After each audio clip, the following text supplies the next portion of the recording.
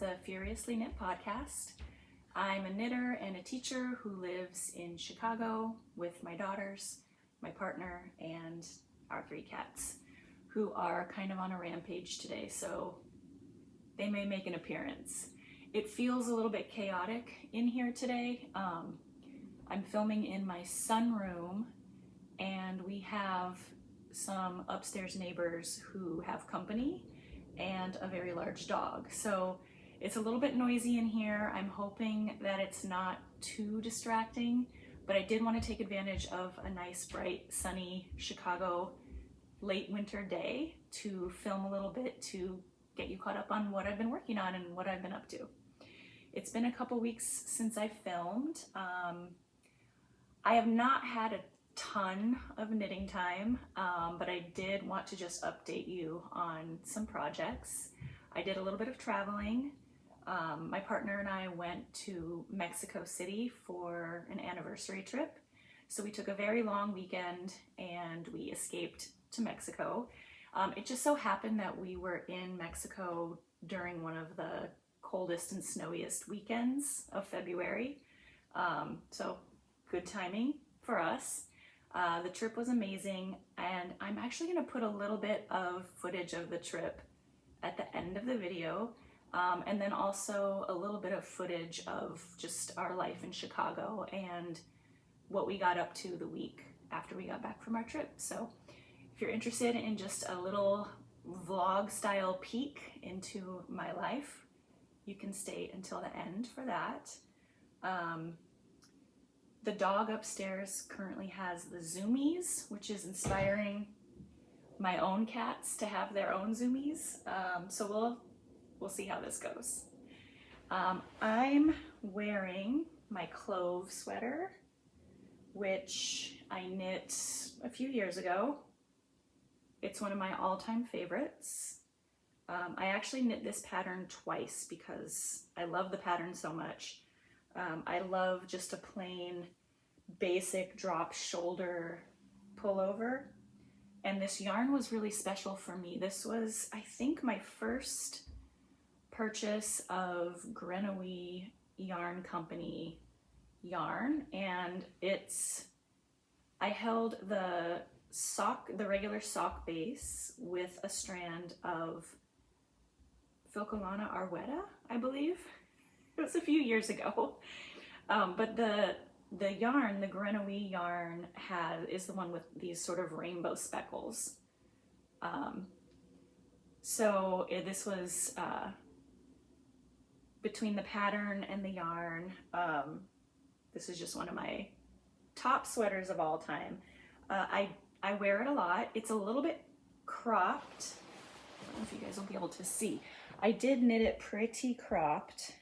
Which I think was because I didn't think I had enough yarn? It may have been because I was playing a little game of yarn chicken.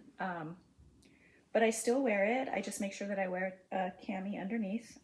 I typically always have high-waisted pants on anyway, so cropped isn't really that big of a deal, but I also have a freakishly long torso, so cropped doesn't always work, especially for teaching. But this I wear all the time. It's especially good with a black satin skirt that I have, like a slip skirt, midi length slip skirt, black satin, which you can pull up as high as you need to, but this cropped sweater looks really cute with that. That's one of my favorite outfits. So yeah, Clove sweater. An oldie, but a goodie for sure. I don't have I do have one finished object. It's not a new finished object, but I haven't talked about it yet here, so I did want to show you guys. Okay, I knit a hat for my partner for Christmas. He had asked me at some point before Christmas if I would ever knit him something. He, not knowing that I was already in the middle of knitting him a hat for Christmas. So this is Bob's Christmas hat. This is the Purl Soho classic ribbed beanie pattern, which is a free pattern. And I knit this up in, it's probably an Aran weight. I held one strand of sock yarn. I think it was a Barnyard Knits skein of sock yarn, and I held it with Malabrigo Rios in the colorway Aguas. And both of the strands of yarn were a very similar colorway, just a lot of teals and greens and blues all mixed in. So just basic 1x1 ribbed beanie. I will try to get a picture of him wearing it so you can see it in action. It's really thick and squishy. I was a little bit worried about the superwash merino stretching out too much, but it's been fine. The stitches have like puffed up and filled in a little bit instead of stretching out, which is great. We love that. Yeah, he wears it every day. I did tell him that it would probably not be ideal for the super frigid, like windy, cold days that we get in Chicago in the wintertime, because the wind is just gonna go straight through this knit. But for your typical winter day, it's been perfect, and he loves it. And it looks really cute on him. I felt like this took me 10 million years to knit though. The 1x1 rib is not for me. I like how it looks, but knitting it, I mean, I think at one point I got really nervous that I wouldn't have this done by Christmas. I wouldn't have it done in time, but I got it done, and I don't know if I'll ever knit another 1x1 beanie. I think I've knit my fair share of 1x1 beanies, so we may be done with that chapter of my knitting life.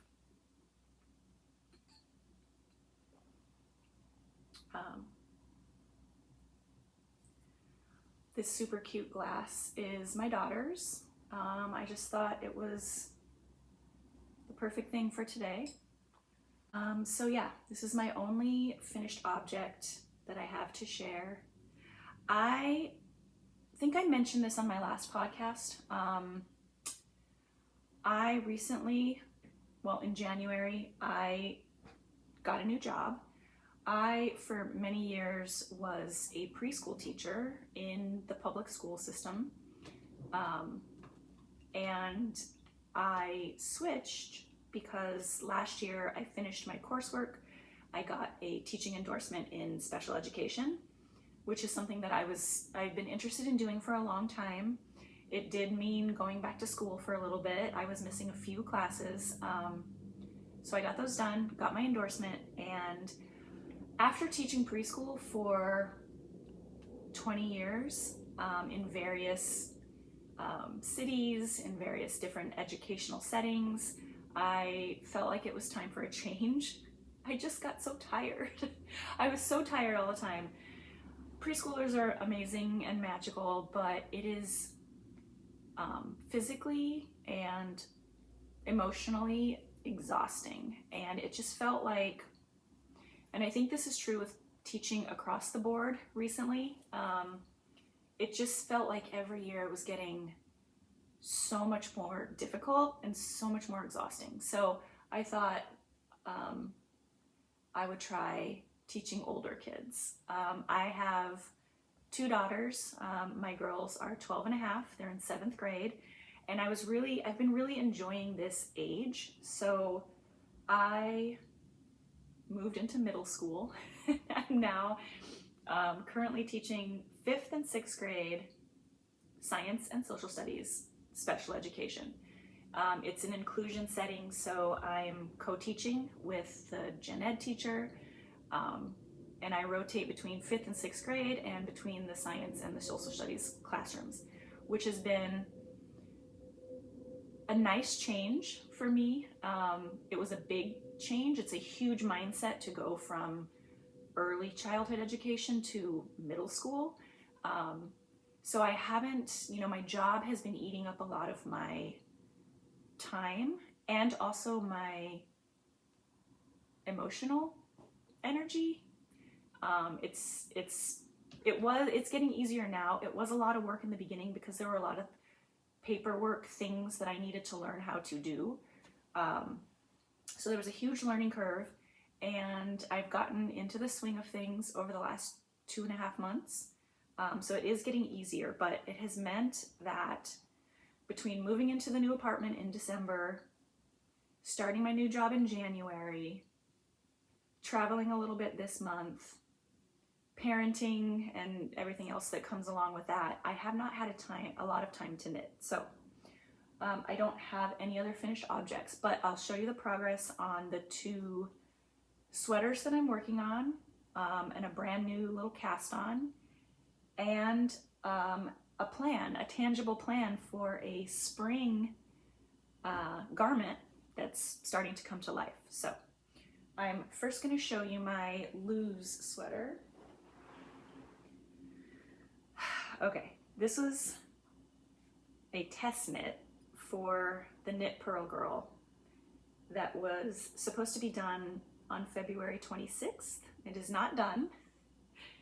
It's sort of kind of close-ish to being done, but Sophie, I apologize. I got really behind in my knitting this month and I just wasn't able to get it done. Before I show you my Luz sweater though, here's Nova. Nova is a year and a half, and he's still very much a kitten. And we'll see if he wreaks some havoc while I'm trying to film. Okay, here's my Luz sweater so far. We're almost done with the first sleeve. This is a really beautiful design. I really loved knitting the slip stitch pattern. It was also my first time knitting a double folded neckband. I have never knit a double folded neckband. I always modify my sweaters to just have a single, not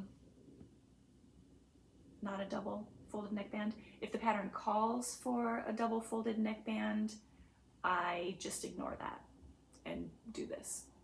But I decided that since this was a test knit, I was going to not make a huge modification like that. So I did the double folded neckline. I sewed it down. I didn't knit it down.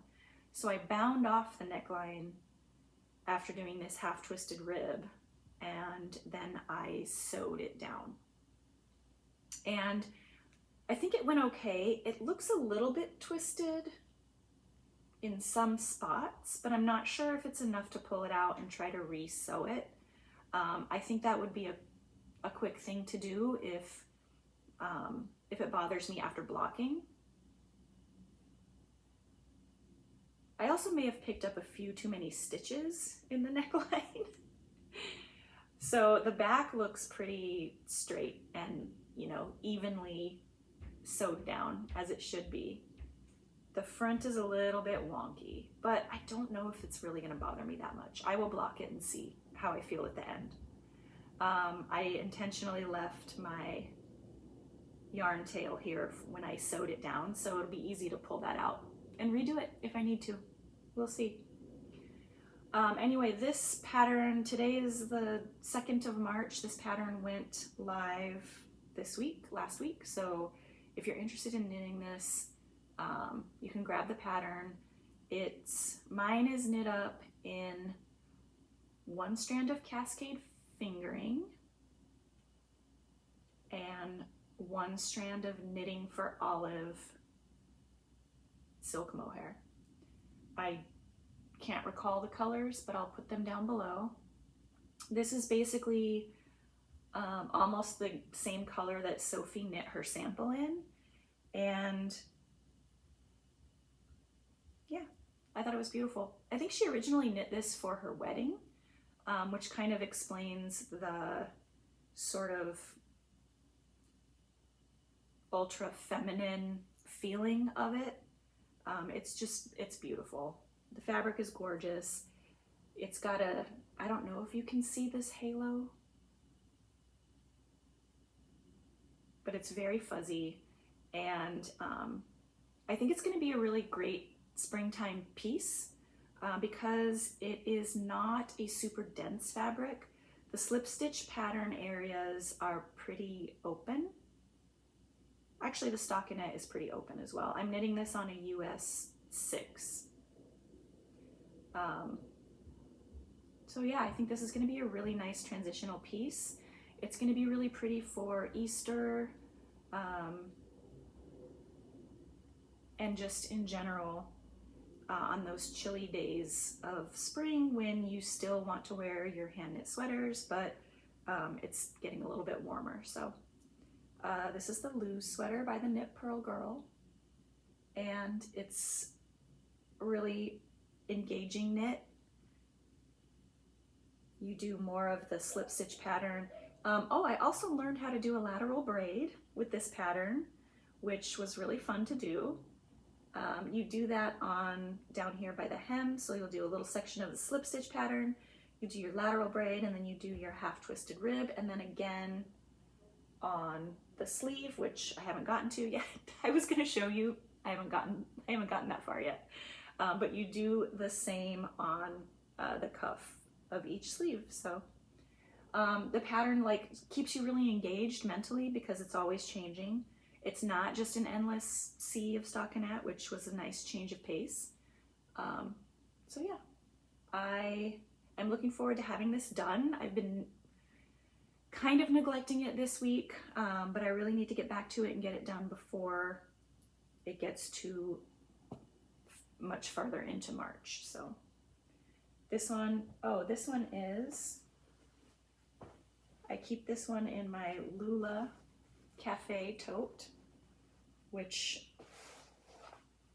if you live in Chicago, you probably know about Lula Cafe. It's my favorite restaurant. It's one of the reasons I wanted to move to Chicago years and years ago. So if you live in Chicago, you know, if you ever visit Chicago, you should go. I have another sweater whip on the needles. This is my sweater number 23 by My Favorite Things Knitwear.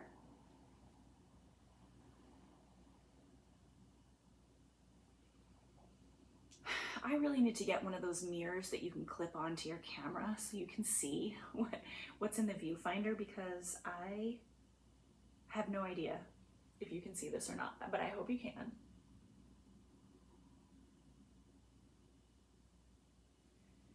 So this is the sweater number 23. I'm knitting mine in Woolfolk 2, which is spelled T-A-G-E. I was obviously influenced by Millie of What's Millie Making. She knit this sweater in the Woolfolk yarn, and I already had some in my stash, waiting to be turned into something. And when I saw her sweater number 23, I immediately ran and got my yarn out and cast it on because the fabric is amazing. This is a wool and mohair blend yarn. It's really light. So even though this is kind of a beast of a sweater, it weighs almost nothing. And I just finished sleeve number 1. This is another one that I really need to get done because pretty soon it's going to be too warm to wear this. It's definitely probably too warm to ever wear to work. I think that I would just be suffocating and sweating if I tried to teach in this. But I think it would be great for taking walks without a coat in the spring. So even though this is a very sort of airy, light fabric, the wool and mohair is going to make this a really super cozy knit. I have talked about this before in my other podcasts, but I do not love the experience of knitting with this yarn. I love the fabric that it creates, but as I've said before, it reminds me of a boucle yarn in that for some reason, my needle tips are constantly getting caught in the yarn. And I feel often as though I'm sort of ripping through the fabric as I'm knitting, which I don't like. And it also slows me down a lot, which is one of the reasons that this is taking so long.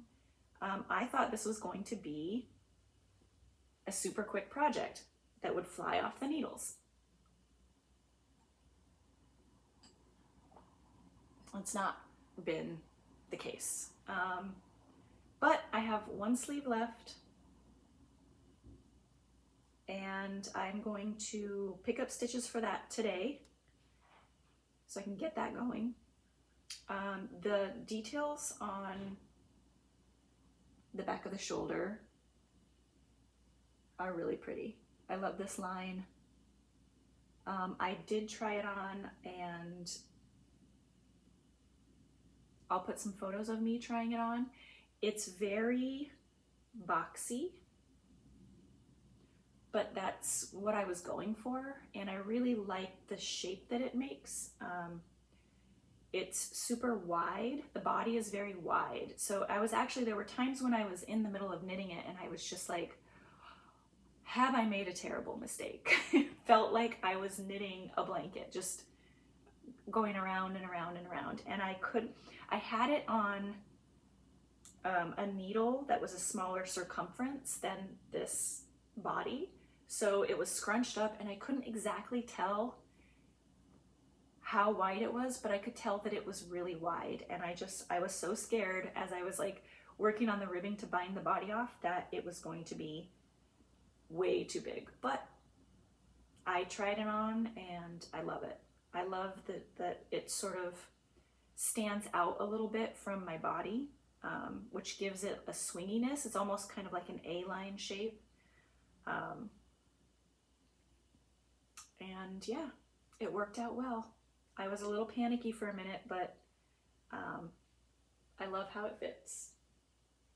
And I love the length of the sleeve.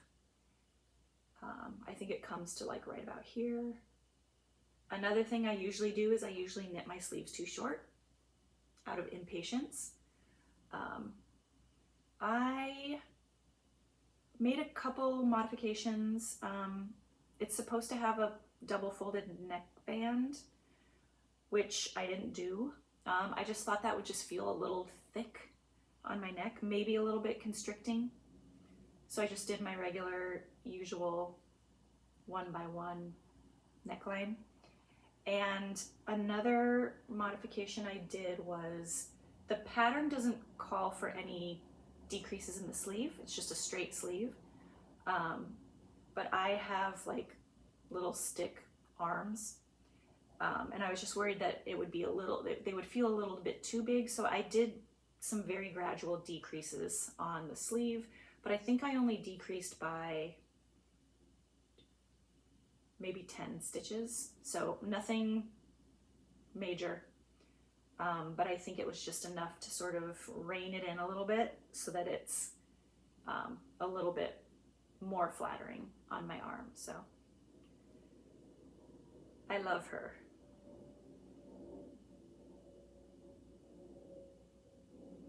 And I wish that I enjoyed knitting this yarn more because I would love to have more garments knit out of it, but I don't think I will be knitting in this yarn ever again. It's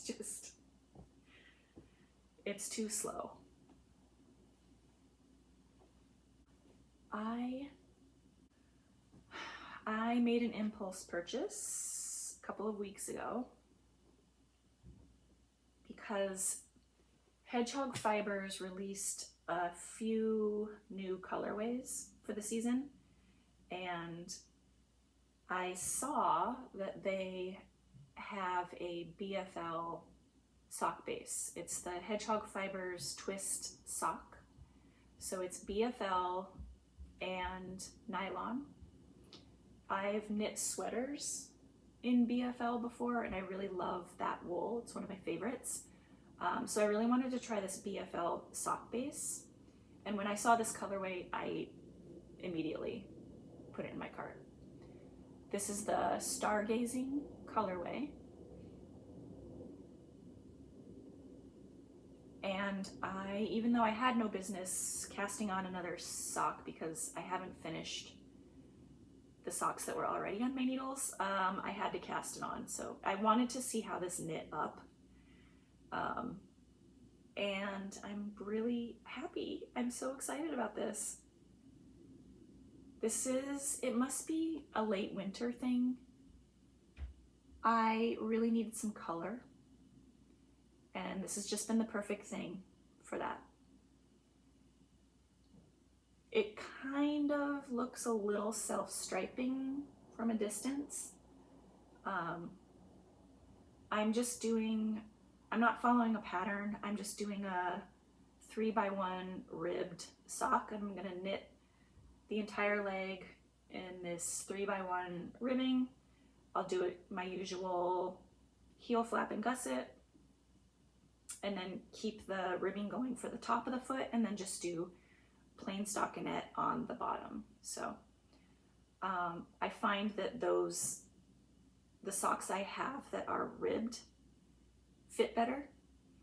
So although I do think this yarn would be stunning knit up in stockinette in just like a vanilla pair of socks, I really wanted this to be a pair that I could wear a lot, so I wanted them to fit well, hence the ribbing. So, yep.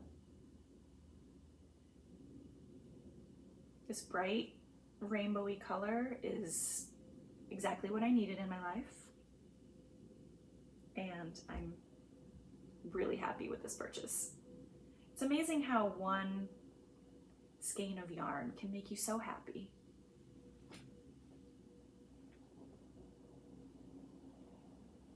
All right, next up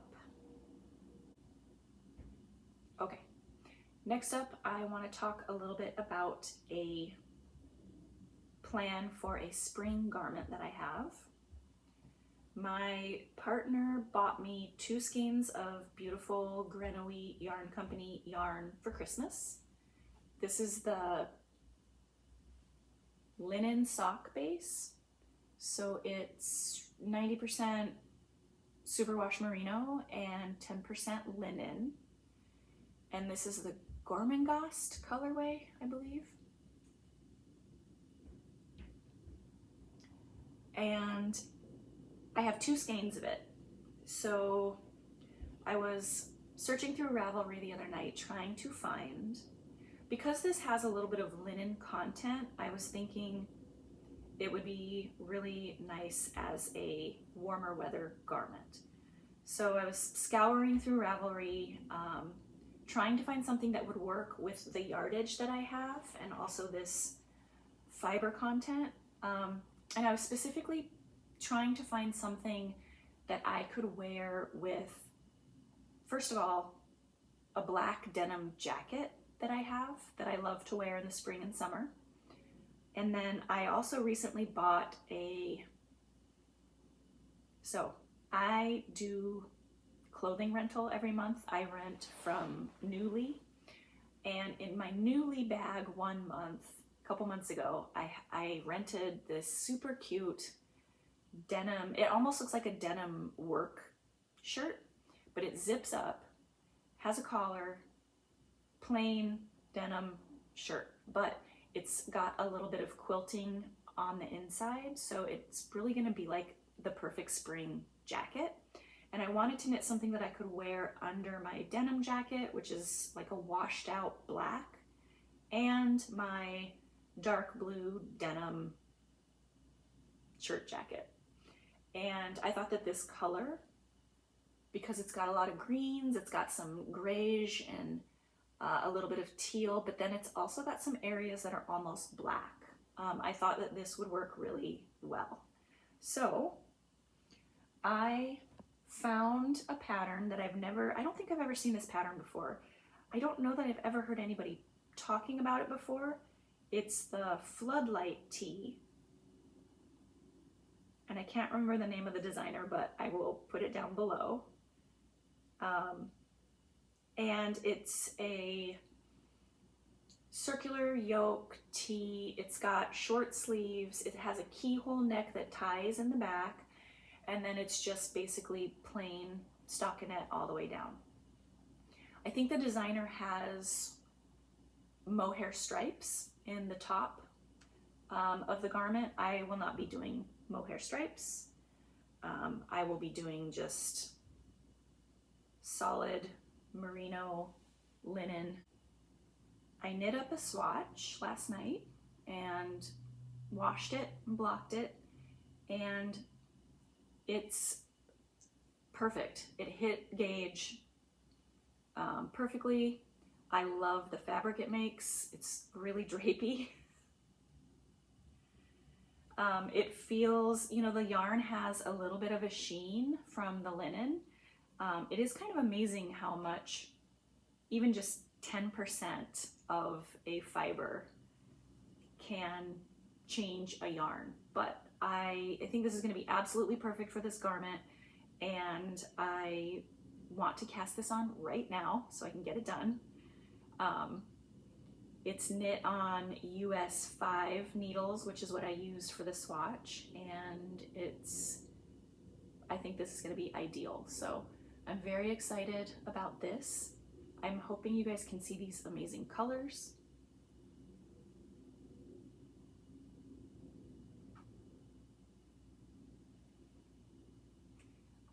And yeah, I'm feeling really inspired. I have been watching a lot of my podcasters, and a lot of people are mentioning how they're getting started on their spring knitting in order to have the garments ready for spring when they want to be wearing them. So I will be getting started on that as soon as I can. I feel like I have a lot going on in terms of whips right now, but once I get the sleeves done on these sweaters, then I will be able to turn my thoughts to more warm weather garments and hopefully get started on that so that I'm not finishing them at the end of spring or into summer.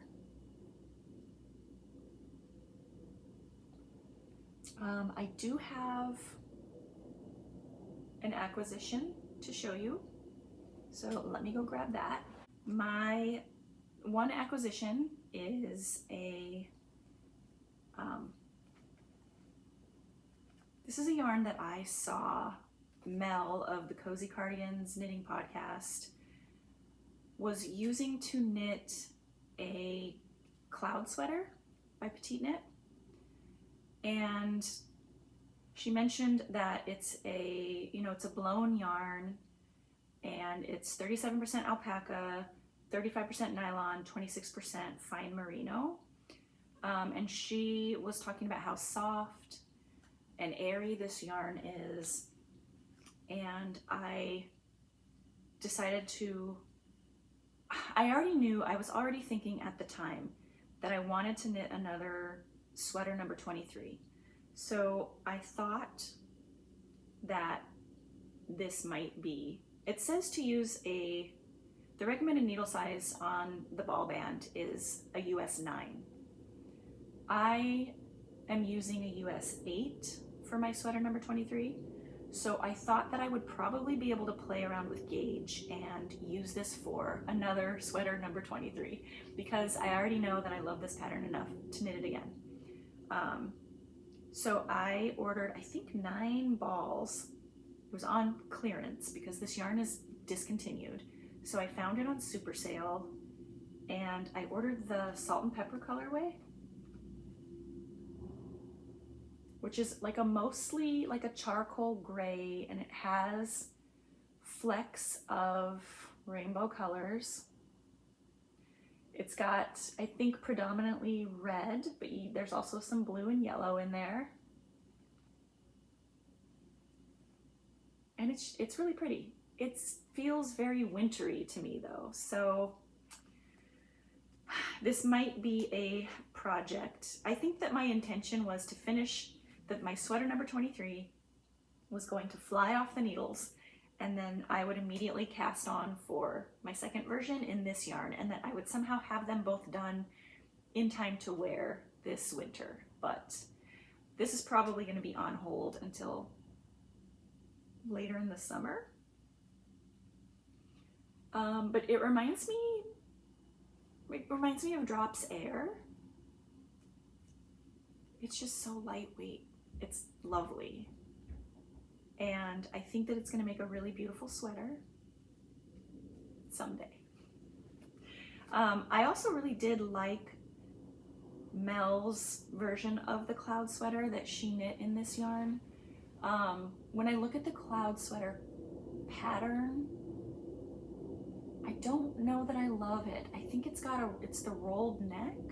It's got a rolled neckline, which I just don't know. I don't know if that's my favorite. I'll have to let it marinate. But I do definitely think that it could be another sweater number 23, and I think that that would be a really beautiful way to use this yarn. We'll see. If you want to see a little bit of footage from our trip and from our last couple weeks here at home, stay tuned. I will go ahead and add that footage now, but that's it for the knitting, and I hope you're doing well, and I will see you next time. Mexico City has been at the top of my travel list for years, and my partner surprised me at Christmas time with a trip to Mexico City, which we decided to take in February because I had a school holiday. So we took an extra long weekend and we went to Mexico. We stayed in the Roma Norte neighborhood, which was lush and green and gorgeous. And when we travel, we tend to spend most of our time just walking around, taking in the sights and exploring the neighborhoods. And that's exactly what we did on this trip. Coming from frozen, frigid Chicago, it was such a relief to be somewhere warm and green, and we just really wanted to spend as much time outdoors as we could. Mexico City is gorgeous, and we really loved exploring the parks in our neighborhood. There's so much art and gorgeous architecture everywhere you look. Something we also like to do when we travel is explore the cocktail bars. This was Tlecan, which was absolutely amazing. And the Museum of Archaeology was a special spot for me because in my 5th grade class, we had just finished a unit on Mesoamerica. So it was really fun to see all the art and architecture of those ancient civilizations come to life. We did visit one rooftop, which really gave us an amazing view of the city. And my partner is mostly vegan, so we ate some really amazing vegan food. This was at El Mundo. We also spent an afternoon down at the historical center, where you can really see the colonial influence in some of the architecture. And one of my favorite stops on this trip was the Museum of the Major Temple, Templo Mayor. It's really incredible to see these ancient ruins juxtaposed next to the Spanish church. We also went to a few art museums to see the local art and also took in a lot of ancient art. This was at the Museum of Archaeology. I believe this was from the Ancient Mayan exhibit. And I'm a little morbid, so one of my favorite things is to visit the catacombs or to visit whatever bones I can find. Goes without saying, I think when it comes to Mexico, the food is incredible. It was such a beautiful trip. And it was a real shock to us when we came home to Chicago to 0 degrees Fahrenheit. Flying into the city is always gorgeous, and this was a beautiful, clear night. There's downtown, Navy Pier. The following week, we spent a lot of time at home and tried to stay warm. The following weekend, we headed downtown with my daughters because my partner was going to play a show. He was in a band that was covering the Smiths' album, The Queen is Dead. So we headed downtown, which is not something we usually do in the wintertime, but we decided to make a day of it. My girls and I hit the thrift store, and we discovered a new, adorable little Vietnamese-inspired coffee shop where I had a delicious ube latte. And then we got to see Bob perform in the band that was covering the Smiths record, and that was so much fun. My girls and I always love when we get to see him on stage. And then we just spent the rest of the weekend cozy at home with this maniac who is spoiled rotten. This is Nova. He was a foster fail. Now he's the light of our lives. We've done a lot of cooking and baking at home recently. This was a vegan coconut cream tart that my partner and the girls worked on. And here's Nova's sister, Jupiter. So it was really nice to spend some time at home. Obviously, there was knitting happening. Here's me working on my sweater number 23. And there's Jupiter and our third cat, Una, and another member of our family, the record player.